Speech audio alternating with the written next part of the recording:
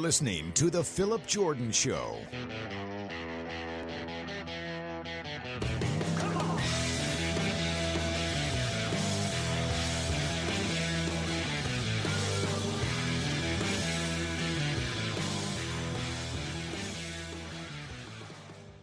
What's up, everybody? Welcome into the Phillip Jordan Show. I'm your host, Phillip Jordan, from Last Word on College Football and 96.9 The Legend in Dothan, Alabama, where I'm the in-studio host and producer, Dothan Wolves Football.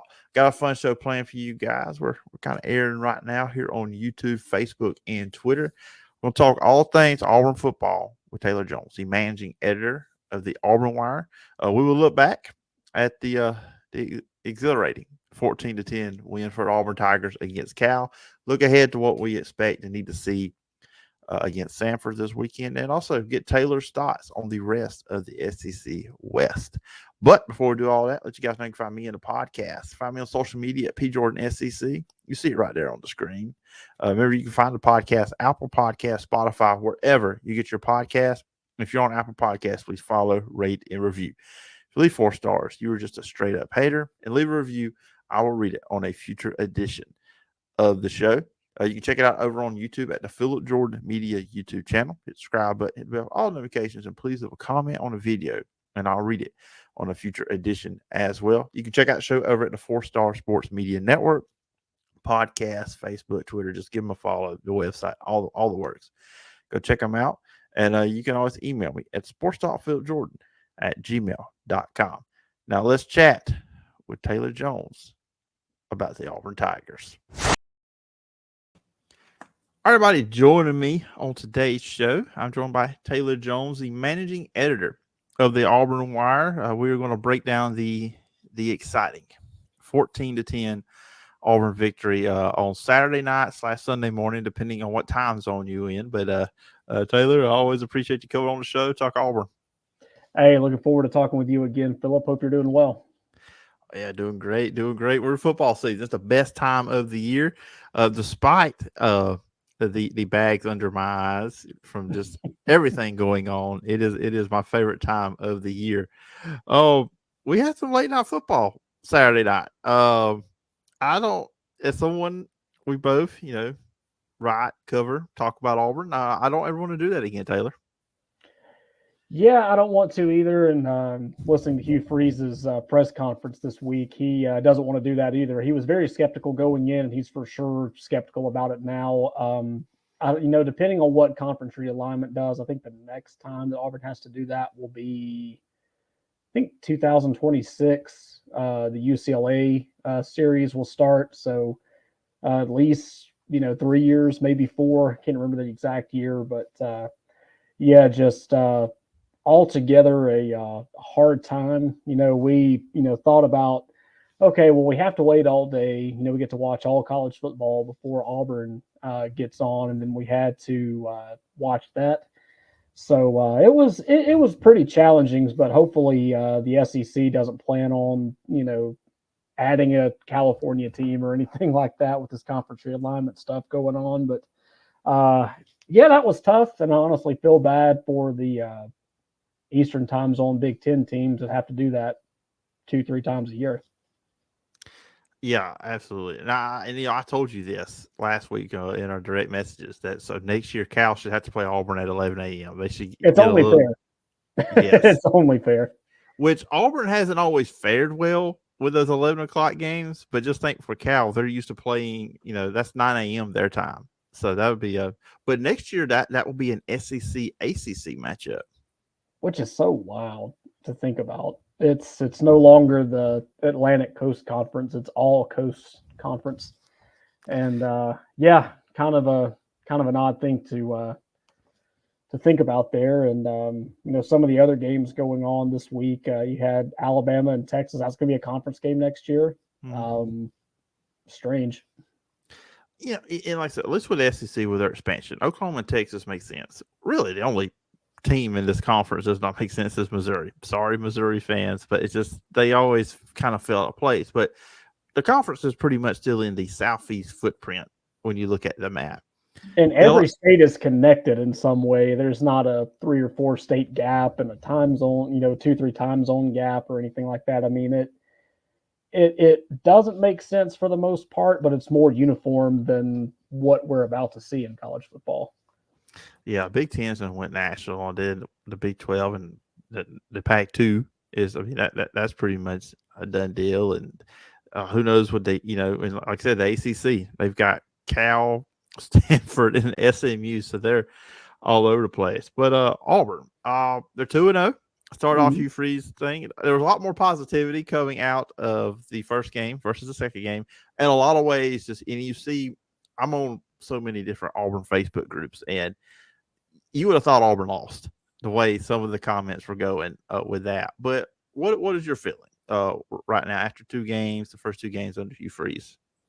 Defensively, I think Auburn is as strong as they've been in a handful of years. Offensively, I think there still needs to be some time to develop an identity.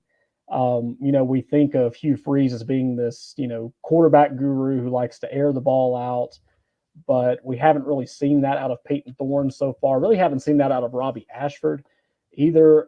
But for Robbie's side of things, it's not really his fault. But in that regard, though, I'd like to see a little bit more creativity in his play calling as well. Because I was watching the UMass game, and they put him in the red zone. They either send him left or they either send him right, and it worked out for the most part. But the thing is that's already on film. So coaches are already going to find a way to scheme that. They're already going to know, okay, well, these guys are lined up over here. Robbie's going to go this way and feed off the block. I would like to see a little bit more creativity with Robbie Ashford, because I think what he's doing in the red zone package is awesome, and I think it will do well, but you can't get too reliant on that because that's not going to work. And then basically you're going to have to rely on Peyton Thorne, and Peyton Thorne really hasn't shown signs of being an elite passer, which we really didn't see that at Michigan State either, but maybe under Hugh Freeze we'll start to see that develop a little more. And I think we were talking with the editor of the Spartans Wire right when Peyton Thorne committed, and he said that that first year that he took over was great. The year they went to the Peach Bowl, everything was good. But last year, before he got hurt, you could really start to see the disconnect between him and Keon Coleman. And you see what Keon Coleman's doing at Florida State right now. And it was just a matter of, I don't know if it was his decision-making or if it was coaching or what, but Keon Coleman didn't get the ball nearly as much as he should have, and we're starting to see at Florida State he probably should have gotten the ball a little bit more in East Lansing. But yeah, just I think offensively things will start to get better once we figure out an identity with the quarterbacks and try to find something that works well for both of them and really try to develop that. You mentioned quarterback, and like we said, we saw against UMass, mostly Robbie Ashford came in, especially in the first half, in the red zone. Second half, he played more, in the regular flow of the offense. But then Saturday night, we see him put in different situations. I'm all for Robbie Ashford getting to play. I think you have to put him out there at times. But I also am not the biggest fan of the constant quarterback switching up, because I look at Peyton Thorne. This is a quarterback that, one, is not familiar with his teammates, really. I mean, this is his second game. He's a brand new guy. He was not there in the spring, so he's still trying to build some kind of rapport, some rhythm with his wide receivers. Well, he plays 2 or 3 plays. You pull him out. Robbie Ashford comes in a few more plays. I think the best thing we saw for Peyton Thorne was on the touchdown drive to win the game. It felt like he got in a rhythm, and I don't feel like we've seen that. And I know Hugh Freeze has talked about that. He talked about on Monday during the press conference that he needs Robbie Ashford to play, get him his touches. So how are you on that? Because I feel like there needs to be a correct balance with that. I'm not quite sure Hugh Freeze and the staff have found it yet. And I know you and I both, in addition to covering Auburn, cover high school sports too. And that's one of the big things about high school sports is that if you have 2 quarterbacks, you virtually have 0 quarterbacks because you are trying to figure out what works and, what's going to work against this opponent. It's not going to work against this opponent.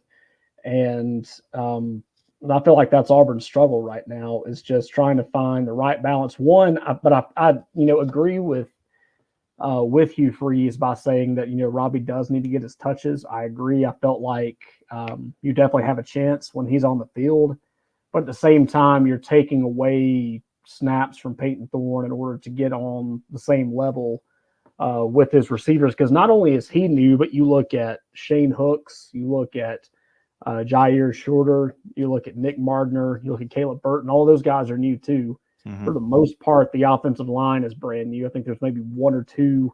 I know Cam Stutz being the main guy on the offensive line that isn't new.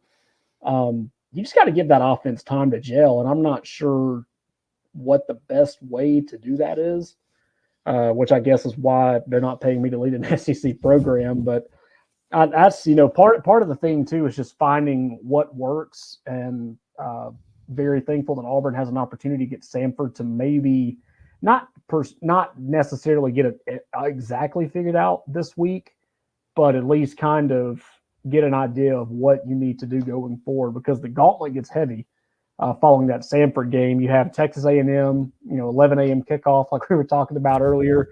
Right after that, you have Georgia. Right after that, you have LSU. So those are definitely three games that you want to prove to everyone that, hey, we're strong enough to handle these teams.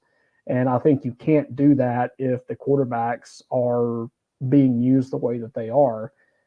So I think you just have to continue, finding ways at practice to make both of them work, or if only one of them's going to work, you just got to roll with it. And really with the game with Samford, I'm hoping there's an opportunity for them too to get more of a look at Holden. See what, in more meaningful throws. Because, you keep hearing he's the best thrower of the football on the team. And I think too, the fact, when he did the pro day, when he was throwing to his receivers and everything, I think that helped him out a lot too. He got some different looks, and there was some buzz off of that. Running backs, Jarquez Hunter was back. Never asked Hugh Freeze why he was not on the team. He will not answer that question. But he was back. Damari Alston was the number 2 leading rusher on Saturday. Looking at him too, you got to think there's got to be thoughts too about Brian Petit. He comes over from South Florida. Not a guy you want to run between tackles all the time, but still an electric player. And then also Jeremiah Cobb. I mean, when he touches the ball, it seems like good things are happening. So running game. Look, we talk about these quarterbacks, receivers. That's what's going to help them. And, I'm kind of curious to see where they go with that. Yeah, this is probably one of the most stacked running back rooms that Auburn's had in a while. I think this is probably the first time in a while that they've trusted more than 2 guys to get the job done. Hugh Freeze, of course, said Jarquez Hunter looked a little rusty. He just got over 50 yards. Damari Alston, has a pretty good shot. He's made a couple of really good plays over these first 2 games. But yeah, Jeremiah Cobb has definitely impressed me. I think there was one play in the California game, maybe his first carry, that he had a great run, but then it was wiped off due to a penalty, and you could just tell in the frustration in his eyes that he was excited that he was able to make that play happen. And I'm very happy with what I've seen out of him so far. And I just think you just have to find a way to get at least 3 of those guys involved, if not 4. Batiste, kind of that Ontario McCaleb scat back kind of a player there. But yeah, you look at the 3-headed monster of Hunter, Alston, and Jeremiah Cobb, and that's pretty darn impressive. You gotta give it that. I'm excited to see how they develop over the year. Yeah, and it's no Hugh Freeze, because he's really not used to having that kind of running back talent. He hasn't had that anywhere else. So on the game, let's open it up here. Look, I'll say this: Auburn was very fortunate to win this game, because Cal left a lot of points. But that first one, that should have been a touchdown for Cal. I'm just going to be honest. I don't see where the referee saw the linebacker for Cal was out of bounds. I just didn't see it. Peyton Thorne was more out of bounds than the linebacker was. I hate to say that too, but that's exactly what it was. That's what I thought they were questioning, is maybe Peyton Thorne was out of bounds before the ball came loose, not the defender for Cal. So that was it was one of the things. Auburn was very good at defending the field goal kicker. That was very good for them. But look, the defense played well, though, because the offense put them in bad situations constantly with the turnovers. Even at the end there, when Jarquez Hunter fumbles the ball, when you're trying to just run out the clock, you're just trying to get first downs, to seal the game. Defense, what they did. And then when you look at Eugene Asante, he was all over. And I'll tell you, the first 2 games, Donovan Kaufman feels like he is always around the football wherever they're at. Yeah, and those are 2 guys that unfortunately didn't really get to play that much of a role in last season's action, but they have really stepped it up this year. I feel like between those 3 and Jalen Simpson, not so much for the tackle aspect of it, but he's created a lot of turnovers here in the first 2 games too. So it's just very exciting to watch all of those guys play together. Another guy that I felt like really stepped up, Messiah Nasili Kite. That's how you say it. Sorry. Messiah Nasili Kite really stepped up, coming back to his home state and really putting it together. And one guy that I'm excited to see develop, he didn't get to play in the first game. Got to play a little bit in the California game just due to a nagging injuries. Jalen McLeod. I mean, just all the stuff that I read about him coming in. That's you would think that him and Elijah McAllister were pretty much the same guy, and then Keldrick Fault would be right behind him, learning how to rush the pass. But I mean, the way that Asante and Kaufman have played so far has definitely been a surprise to me, just because those weren't really the 2 guys we heard about in training camp. Those guys we didn't really have a good look at last season. I think he mentioned in the press conference that he was a scout team player last year, and everybody was wondering where he was at because of how how big of a role he played at North Carolina before he came to Auburn. So it's great to see those 2 guys being utilized the way that they have been, and I think it's only going to go up from here. Yeah, I felt like going into last year, Kaufman's name was mentioned like going into the season. People were talking about this guy's going to have a role. I think Brian Harsin talked highly of him in some press conferences going into last season. But then when we get into the season, you didn't really see him much. So, yeah, it is kind of good now. We're seeing kind of what could have been or what some of the previous coaching staff was seeing out of him. Yeah, and, just, of course, playing tough pass protection, because you look at all the teams that Auburn's going to be playing this year. Texas A&M in a couple of weeks, they're going to air it out. From what we've seen out of Alabama, even though it hasn't gone the way that they wanted to, they like to throw the deep ball.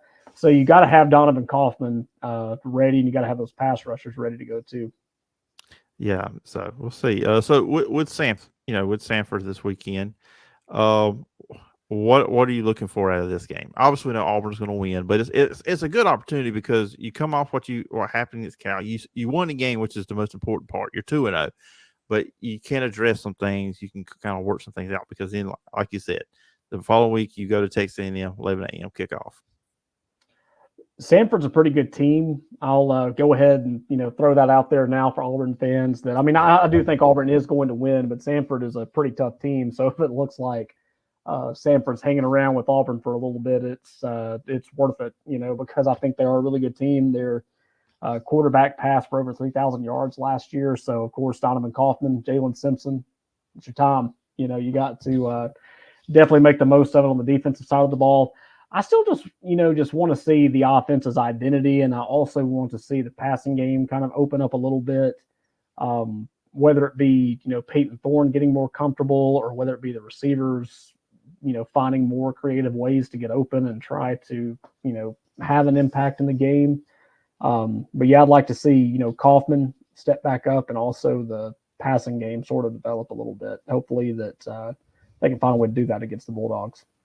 Yeah, like I said, this should be a good opportunity just to fix some stuff, work on some stuff, before SEC play full tilt comes your way. Lastly, outside of Auburn, SEC West, I told you off air going in the year I had LSU winning the division, and then after that, I said, okay, they didn't look good against Florida State. Let's go to Alabama. Then Alabama has issues against Texas, which I think Texas is good. Texas, my prediction win the Big 12, but Alabama couldn't block anybody. They couldn't get any pressure. I thought Kool-Aid McKinstry was supposed to be the best corner in the country. He got burned repeatedly a few times there against Texas. And then A&M's A&M. What are your thoughts on the SEC West? Yeah, those 3 teams. Well, A&M proved that they're still A&M. Everybody 8-4 Jimbo. Everybody thinks they're going to be. This is the year they're going to get it done, and it looks like no, it's not. And Alabama. They got exposed a little bit. I don't know how many more times they're going to get exposed. I think the only really tough game that I'd be worried about with them is the Tennessee game, and I think that's at Bryant Denny, which of course now that really doesn't mean anything because Texas came in and beat them by 10. But you have LSU that's also coming to town too, so I think that helps them out a lot too. Uh, but my thoughts going into week 3 is that Texas has proved that they're strong. Oklahoma is pretty decent, even though they haven't been the Oklahoma of years past. If Ole Miss is going to win a championship, they need to go ahead and do it now because I honestly don't know when else they're going to have the opportunity to do it. Auburn's still a growing team. Mississippi State's a growing team under a new coach. LSU and Alabama have weaknesses. Arkansas has, they've got a pretty solid offense, but Rocket Sanders hasn't played a game yet, and I think Arkansas is really missing them because they really haven't produced the way that they should. A&M is who they are, so it's Ole Miss's time to shine. And I know as soon as we say that, whoever they're playing this week is probably going to surprise them and beat them. But I feel like it's Ole Miss's time to shine here, and if they don't do it, I honestly don't know if Lane Kiffin's going to get them there. Yeah, I was looking it up actually. This is a live podcasting as we speak. Ole Miss plays Georgia Tech at home this week. Ooh, okay. They've got a new coach too. That'll be interesting. And their starting quarterback, Haynes King, former Texas A&M quarterback. Okay. So Ole Miss on upset watch.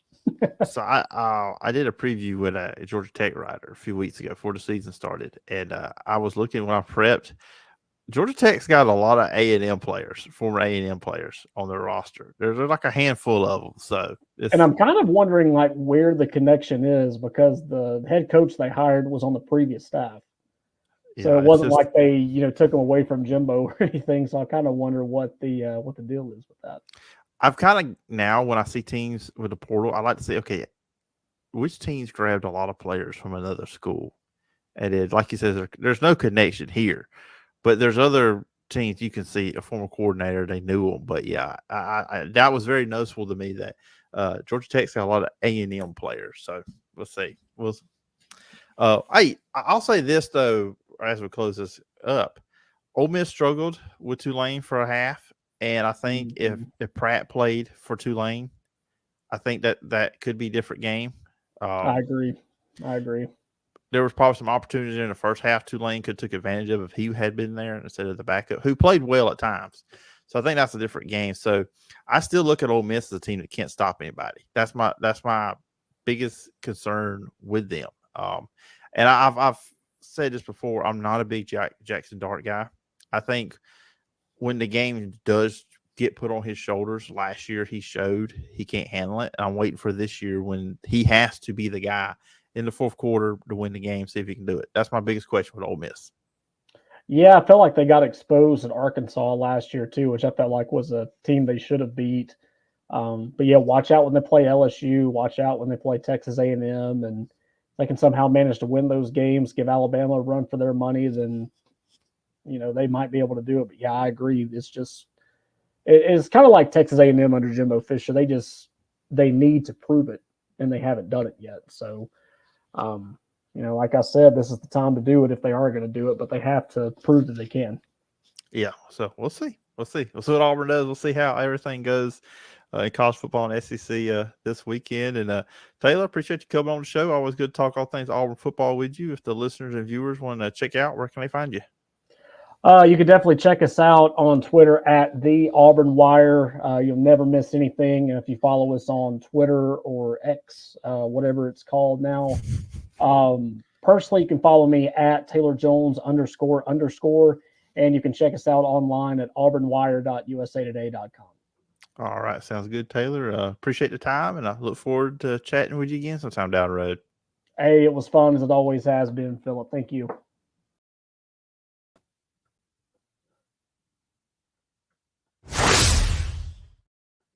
All right, and that's going to do it for this edition of the show. Thanks again to Taylor Jones for coming on the show, talk all things Auburn football. Always appreciate it when Taylor comes on. Always have a fun time talking all things Auburn football. And like I said, that's going to do it for today's show. I'll be back on Friday. We're going to preview the big games this weekend. And that will probably drop Friday morning. So please check that out. Remember, you can check out the podcast, Apple Podcast, Spotify, wherever you get your podcast. Check it out on YouTube at the Phillip Jordan Media YouTube channel. Hit the subscribe button, bell for all notifications, and you leave a comment on the video. I'll read it on a future edition as well. You can email me over at sportstalkphillipjordan@gmail.com. I think I just got my tongue twisted a little bit there.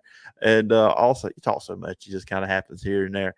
And you check out all my written work over at Last Word on college football. Hope everybody has a great day. Talk to you next time here on The Phillip Jordan Show. Thanks for listening to The Phillip Jordan Show. Subscribe to the audio podcast on Apple Podcasts, Spotify, or wherever you listen to podcasts. You can watch the show over at the Phillip Jordan Media YouTube channel. Got a question or topic idea? Email the show at sportstalkphillipjordan@gmail.com. Join us next time for more great football talk.